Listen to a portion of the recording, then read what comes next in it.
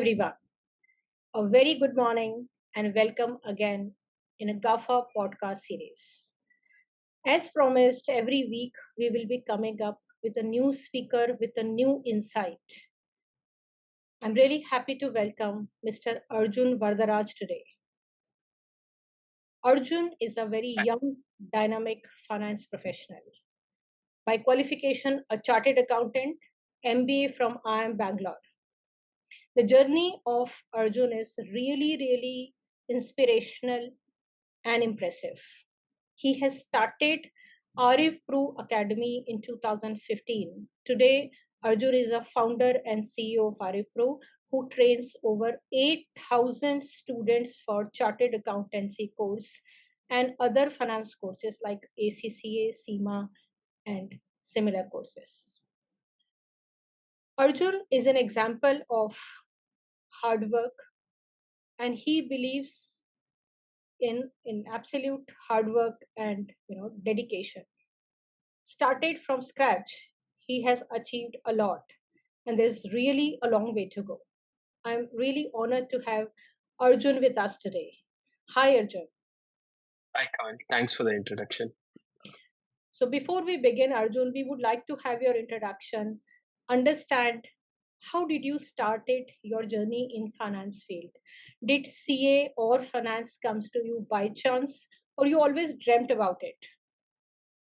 To be very honest, I wanted to just stay away from the herd of doing engineering, which was the norm at that point of time when we were doing our 11th in terms of it. So I said, okay, let's just explore what is there in commerce. And when we came in, then we realized the most common and the toughest choice was the CA out there. And when they said, hey, you know what, one, because I was studying through scholarship, this was one course which was most affordable compared to any of the other courses. So that's where CA became the first choice for me over a period of time. Uh, and I had no clue when I took up commerce that, hey, you know what, finance is what I need to do. But as the journey started, then I realized everything that we are looking at, right, as a finance professional, everything finally boils down to finance. And without money, there's nothing else, and we have absolute control of it. Luckily, my interest in the business and finance helped me out to scale to the extent that I'm looking at today in terms of working with various other companies as an advisor, or maybe applying it to my own company itself. Absolutely, Arjun. Back then CA was one of the best choice. It still is, and I'm really happy that you could overcome all those struggles and you became successful in the field. Now, before we begin and talk about other aspects, I would like to really dig down and understand your personal journey a bit. There are a lot of students and young people out there. When they see achievements of people who have become founders, CEOs, and they have achieved so much, sometimes young people think that this is not something what they can do. Sometimes the deterrent could be resources, sometimes the deterrent could be a small town, or could be any XYZ factor. But I'm very sure that with your journey, people can understand that if you really want to achieve something, you will achieve.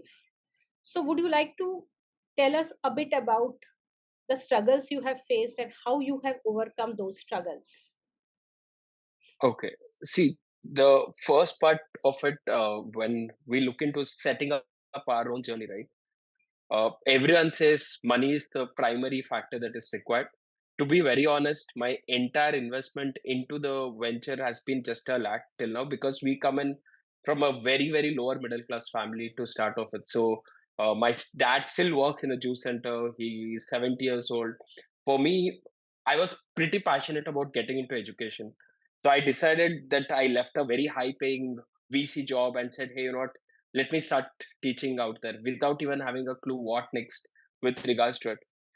Once I realized that, hey, you know, this is what I want to do, and you're passionate about it, everything around you starts working around it. And when you realize that money is your weak point, that you don't have it, then the other option is that you need to be grounded because you need the help of a lot of people if you have to build a venture, you can't do it alone. One of a thing that I've seen with a lot of people who have crumbled down as entrepreneurs also is because they think they can do it alone, and that's not going to happen. You need a lot of support with people. There are going to be hard times, and that is where family comes into picture when you are literally down to pull you up. For me, one of an instance that happened, I worked with one of a top university for a good 7 8 years, built multiple courses with them, pretty happy with regards to the way we were building, but there were certain practices which were completely unethical, and I decided to move out. And this was something which, what I built for 7 years, we were back to zero after spending so much of time. Uh, and immediately next, COVID hits in, and we are not having enough cash flows because we have never taken a debt, and I don't have the assets to even take a debt out there.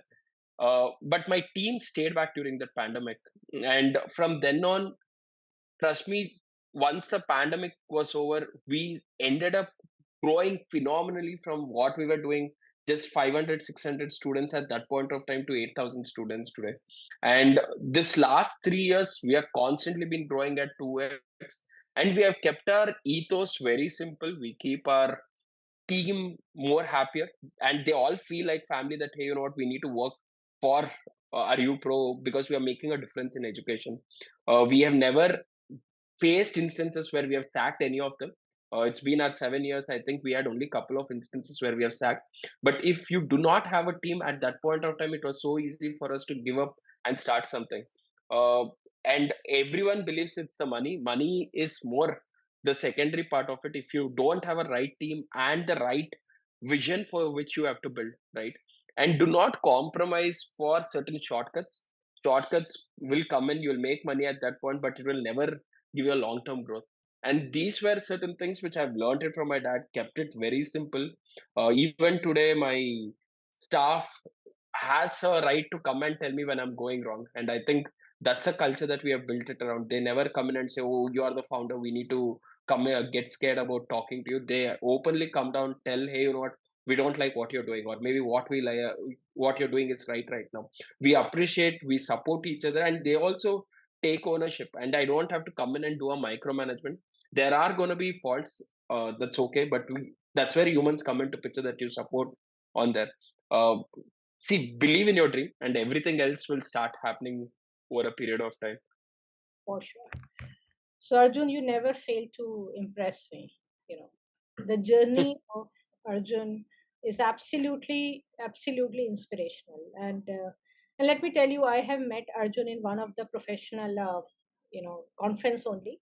However, from the very day one, we clicked, and as Arjun mentioned, that he considered his entire team as family, and that I can definitely vouch. So he's a very close and dear friend of mine, like a family to me today. Also, a very important point which is raised by Arjun is, we always think that in order to have a successful venture, we need lots of money. Well, I would not say that money is not required. It certainly is. But that's not the only thing which is required. There are a lot of businesses who may have taken lot of money from investors, still are not able to achieve anything. So here comes your determination, and of course, you have to have care for your team. So thanks, Arjun, for highlighting that point. It is not just inspirational for me to listen. Each of our audience who is listening to this podcast can definitely learn from your journey.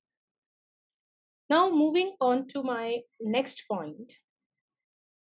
So, Arjun, you closely work with colleges, young people.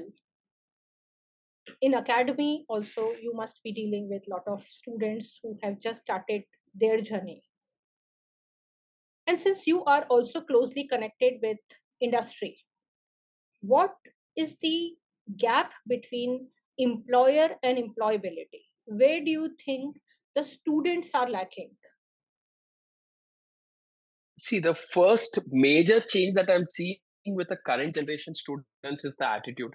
And the attitude is to say, hey, you know what, that they give up very soon compared to what we were, right? There is no more that attitude to learn. They think once they're done with their graduation, they are readily employable? The answer is no. What we learn in our college or academia is completely a theory just to give you a base that these are the way things are going to work. And from then on, how do you start applying it over a period of time is what your industry teaches you. What I've seen across is, I think either because the internet generation, what I look into it, it has spoiled them so much. They think everything is greener on the other side. They look at one guy who would have become an investment banker. He will say, you can become an investment banker by just doing your XYZ degree. Everyone thinks that's the route. He will never tell about what are the other things that he has gone through over his journey. Maybe he would have worked on his communication skills. Maybe he would have worked on his leadership skills. He will never highlight all of it because he wants to show that he's the most coolest guy who could get an investment banking job. And we are a country where we have 2 crore students enrolling into school every year. And this one guy's example starts giving a very wrong path to a lot of them. And most of them believe everyone wants to become manager from day one. Was to manage something, you need to first know how to do it. And that is where your base level comes into picture. And I've seen everyone wants to become a CEO day one, everyone wants to become a manager day one. And without even knowing how to manage, without even knowing how to work, and you are expecting to be managed, and that too, if anything happens within the manager telling them, hey, you know what, you this is the wrong way of doing it, rather than taking it as a feedback, their ego hurts and then they immediately quit the organization. And this is happening extremely at a very higher scale. People are okay to take shortcuts. That's where a lot of this gaming apps, or let's say, I am not against your creator economy, but a lot of them, again, few guys see a very fancier way of making money in the creator economy. Everyone is getting into that community, and after that gets crowded, you don't know what next, right? Build your base. I think at the end of the day, luckily we are in a country which is the fastest growing economy in the world right now. Opportunity lies in India. We only need to do is change our attitude a bit and be open to look at a very long term uh, vision on where we want to stand 5 years down the line or 10 years down the line. um, Whatever you're trying to build in 2 years, 3 years, that will never sustain, because our age gap, or let's say the number of years that we are going to live, let's say even if you complete your graduation by 20, you are still going to sustain for another 40, 50 years. So you need to survive for 50 years. It's not your YouTube shorts or Insta reel that's a 90-minute journey that can be captured. You need to build your, what to say, strengths with regards to certain subjects. And if they can work with their attitude, everything else comes secondary. And that is where a lot of industry guys are complaining that, hey, you know what, the students are good, they are smarter, but we can't retain them because of their attitude out there. Absolutely, I completely agree. So that attitude is something which needs to be definitely fixed. And I would also like to, add on the same point that in order to have a sustainable career or venture, you have to have consistency. Don't believe in shortcuts. Today we see a lot of influencers in the market, but not everything what they say may be correct. So decide your own journey and don't try to take shortcuts. Moving on, in continuity of my last question, Arjun, since GAFA provides a lot of certification in fraud investigation, cybersecurity, and fraud prevention, this is a field which seems very fancy from outside, but of course, it has its own hardships as well. And once again, when it comes to job, do you really think that students do not just need the theoretical knowledge of the field, but practical hands-on will always help them getting more successful into the field of forensic audits, forensic accounting, and investigation? Yeah. So see, when you are talking of, let's say, of forensic audit, right? I always consider it to be more like somebody getting into an operation theater. You cannot go into an operation theater without doing an operation earlier, or you're not monitored by somebody who's a senior earlier. And especially now, when I was just talking to few of the industry people out there, the amount of cyber frauds which are happening, every day you get a message which is more alarming to say, you know what, somebody in your family has lost some money, please transfer it. Or somebody gets an OTP and says the courier guy is waiting for you. Somebody says your health insurance is expired. You're getting a lot of messages, and everything is a spam.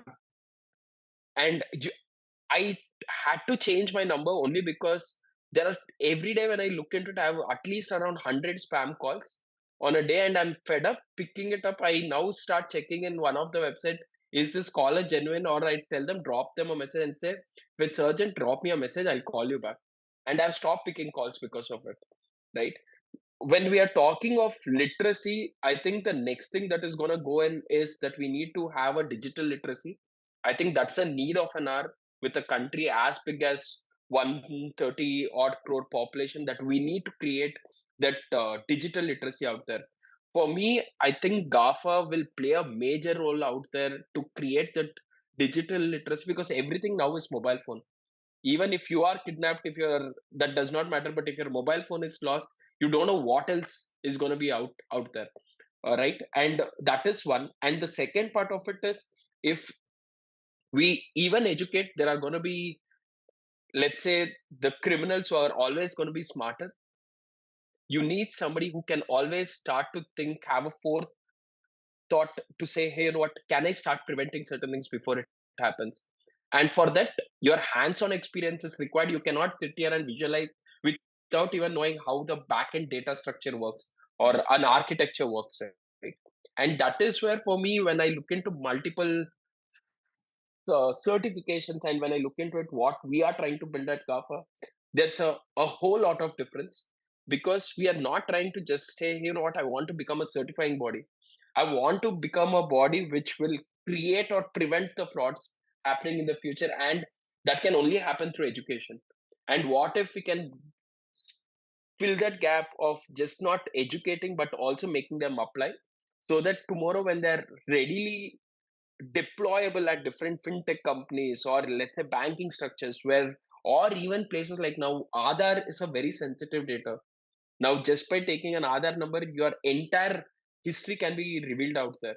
Now everything is so linked to Aadhaar, and people don't know why are they linking their Aadhaar to, right? And one guy just cracks the way to link your Aadhaar to something else. You don't know what next. Your property might be taken off. Your insurance might be taken off. You don't know what will happen. For this, I personally feel, even if like GAFA, we have another 10 board, for a country like India, or even globally, will not be able to solve it immediately. And because this is growing at a faster pace than what we are talking right now. Today morning, we were just looking into something where they were saying 28,000 accounts were just taken at from a government website, somewhere where you have to give your data and government websites are getting at. Then what are we talking of out there, right? And I think we are at the right time just to educate more people. And I am sure that the digital literacy will be the next bigger thing that we have to be worried about, so that we can prevent a lot more fraud which is happening out there in the country.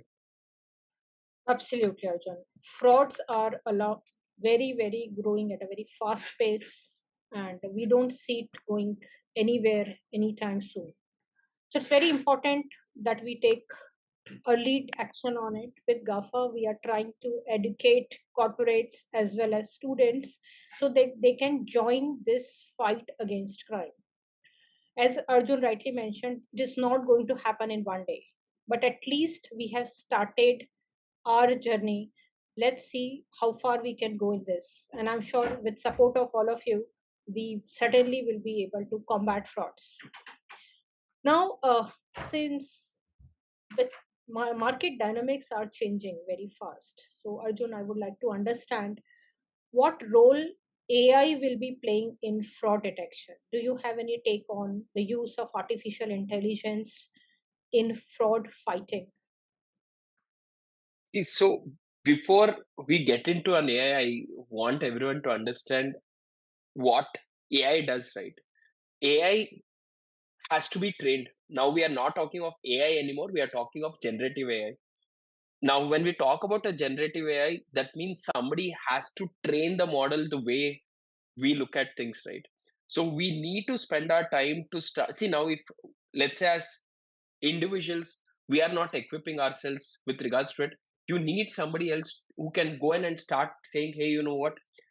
These are the links which are going to be a fraud out there. So it will help us to become a lot more aware. I was trying to just see one of a feature in phone pay where they said, hey, you know what, don't make a payment to this link account because we suspect it to be a fraud. And how did that happen? That is because they've used an AI right now. They have gone and maybe taken certain complaints which people have realized they didn't find any authentic background information about the uh, guy who's collecting the money. So this, a lot of things which maybe as humans, if I file a complaint against, let's say, you for creating a certain fraud, I'll have to go to police station, try to find a link, then the link has to be closed. Then we'll have to find out a way to get our money back. What if I can say, you know what, I find this to be suspicious because of your previous track record? And I think that is where AI is now playing a major role, trying to use all the past data to warn people. But with the new generative AI, I think it will become even more superior when people start reporting, hey, you know what, these are the links which are going to become suspicious. These are the cases where there is a authentic fraud happening. We were talking to somebody even in the export markets, where everything is so digital. Major fraud happens in the export markets because there is so much of foreign currency which is involved.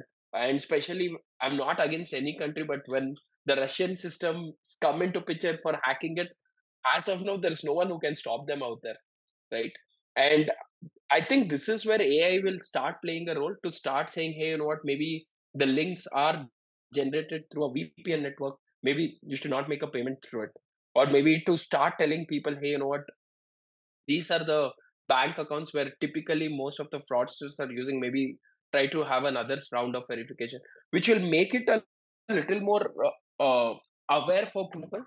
And like I said, there is still a massive shortage of people with regards to it. And I think we need to start developing those individuals to start creating what is it, those people who can have a foresight about stopping all of it, and then only AI will start playing its role out there.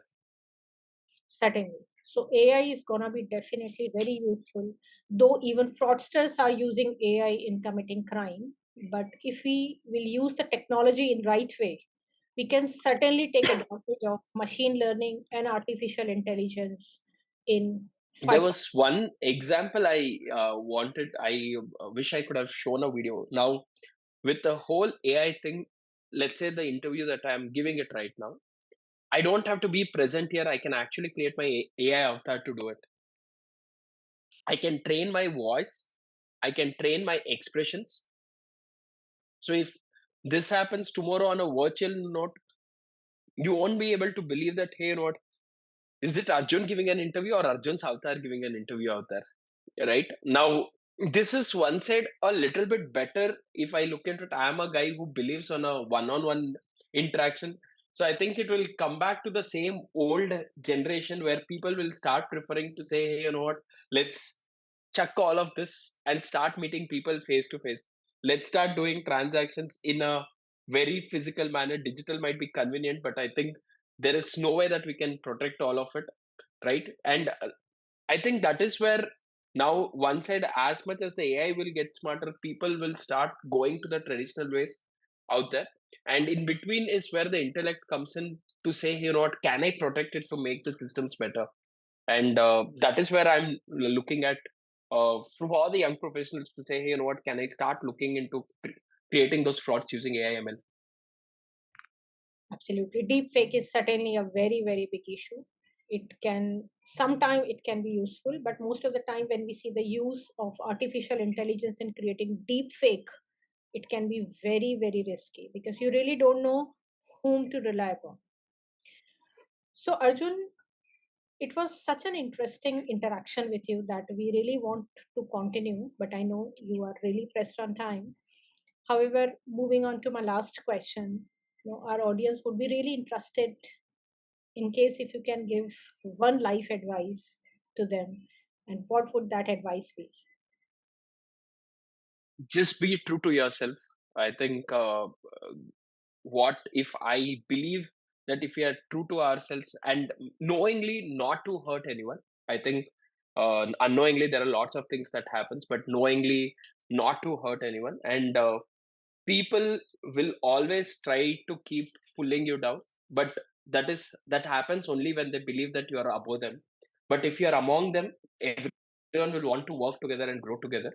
I think that's been my simple mantra that I've kept around, that work with people, even if whatever help you can do it. If you can't, always you can be honest and say no.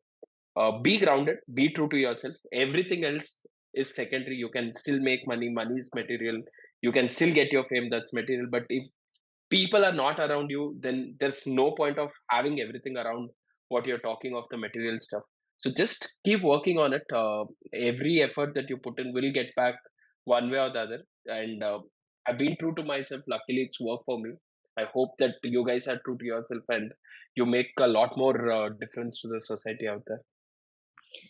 Absolutely, Arjun. Very simple, but very, very useful life advice. So, thank you so much, Arjun, for being with us. And we will be back with our new guests, and we will be coming up with new episodes with new expert.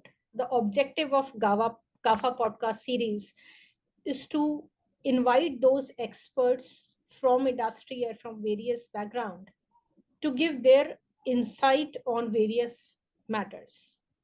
This podcast are not just for having interaction with guests. The objective of these podcasts is to give an insight on certain topic. And that's the objective, and we will be continuing with this. Till then, stay tuned and be with us. Thank you so much for being with us. Take care. Thank you.